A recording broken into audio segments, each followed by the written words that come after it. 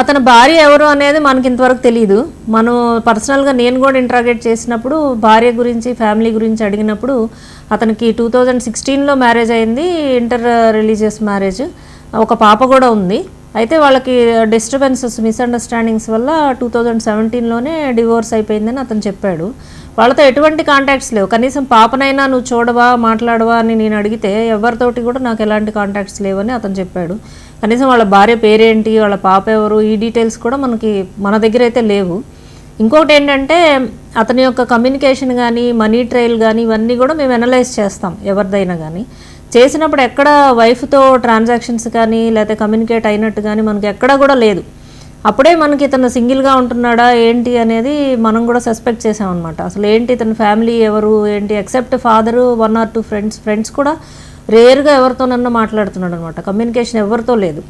So వైఫ్తో అయితే అసలు ఎవరితో లేదు. గర్ల్ ఫ్రెండో వైఫో లేకపోతే సిస్టర్సో ఎవరో ఒకళ్ళు ఉండాలి కదా అని మేమంతా చూస్తే ఎక్కడా కూడా మనకు దొరకలేదు. సో వైఫ్ ఎవరు, వాళ్ళ ఫ్యామిలీ ఏంటి అనేది మనకి ఎక్కడ రివీల్ చేయలేదు, ఎవరితో కూడా కమ్యూనికేట్ కాలేదు.